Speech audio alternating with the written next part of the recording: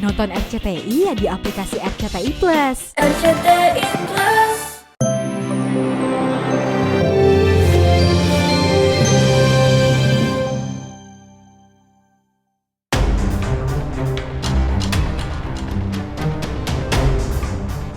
Rabu ini genap seminggu selebgram Laura Anna berpulang ke haribaannya. Jejak hidup Laura di dunia fana tentu saja sudah berakhir, tapi kasus hukum yang menahbiskannya sebagai pelapor sekaligus korban terus bergulir. Selasa kemarin, sidang laka lantas yang menempatkan Gaga Muhammad, mantan kekasih mendiang Laura Anna sebagai terdakwa, kembali digelar di Pengadilan Negeri Jakarta Timur. Sidang yang seharusnya berlangsung pukul 13 terpaksa ditunda hingga pukul 15 waktu Indonesia Barat karena ada gangguan sinyal di Satlantas Metro Jakarta Timur tempat Gaga mengikuti sidang secara virtual. Yang menarik, sebelum sidang berlangsung, Greta Iren, kakak Laura, menyuruhkan netizen agar ikut mengawal jalannya sidang hingga Gaga diganjar hukuman seberat-beratnya. Memberatkan atau meringankan gitu? Jujur aku serahkan ke pengacara aja, mereka yang menilai. Aku hadir sebagai amanah dari Laura dan udah itu aja. Mohon maaf, kedua orang sudah meninggal. Apakah nantinya akan ada ancaman hukuman yang lebih berat dibandingkan apa yang kita dakwaan itu nanti yang kita ajukan tuntutannya, tidak bisa keluar dari dakwaan. Itu kan sempat ada saksi dari fisioterapinya Laura ya Bang. Nah itu akan dihadirkan lagi atau gimana Bang? Enggak terlalu penting buat saya, karena ini kasus kecelakaan bukan kasus apa. Jadi dalam kasus kecelakaan ini dilihat kelalaiannya seperti apa. Ya, kalau kita berbicara lain-lain nanti akhirnya tidak pada persoalan hukumnya. Persoalan hukumnya itu lalai. Lalai ini siapa yang lalai dan menyebabkan apa lalainya itu nanti akan terungkap semua di persidangan. Ya, bersama segenap keluarga dan sahabat Laura, diantaranya Keanu AGL dan Dara Arafah, Greta Iren ingin meneruskan perjuangan Laura dalam mencari keadilan. Kecelakaan yang terjadi pada 8 Desember 2019 silam akibat Gaga mengemudikan mobil dalam keadaan mabuk telah membuatnya menderita sampai akhir hayat. 2 tahun lamanya Laura menderita lumpuh karena cedera saraf tulang belakang telah mematikan kemampuan motoriknya. Bagi semua pendukung Laura, kecelakaan itu bukan musibah yang harus diterima dengan lapang dada, melainkan terjadi karena kelalaian Gaga. Hukum tetap hukum karena aku memang gak nganggap ini kecelakaan, aku nganggap ini kelalaian. Dan setelah perilakunya selama setahun kemarin itu aku memang gak serak aja lah, aku gak terima adik aku digituin. Jadi aku mau ya lanjut aja kasusnya, karena ya kalau dia dari awal bisa tanggung jawab mah gak akan kita giniin juga. Kan dari awal kita tunggu 1 tahun loh itikat baiknya.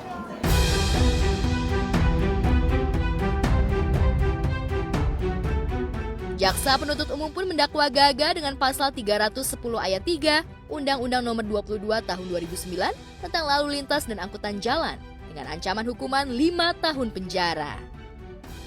Lantas benarkah keterangan saksi ahli dari pakar hukum pidana memberatkan Gaga? Tadi bukan saksi tapi ahli.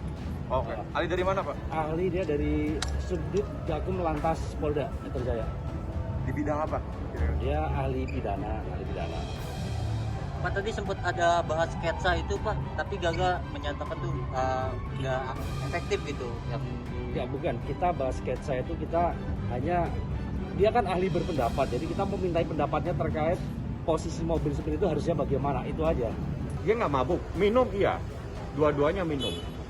Kalau Gaga mabuk tidak bisa dia bawa mobil sejauh 12 km. Dalam keadaan sejauh 12 km pasti nabrak. Belum sampai di tujuan dia pasti nabrak atau oleng atau bagaimana, tapi dia mampu membawa mobil 12 km. Mampu dia di satu tempat makan, ngobrol santai sama seseorang, nanti kita hadirkan. Setelah itu dia bawa 12 kilo. Tiba-tiba kaget ada mobil, dia nggak injak rem tapi injak gas. Ya ini kejadiannya. Sejak awal, Fahmi Bahmid menyebut Laura tidak menggunakan seatbelt saat kecelakaan itu terjadi.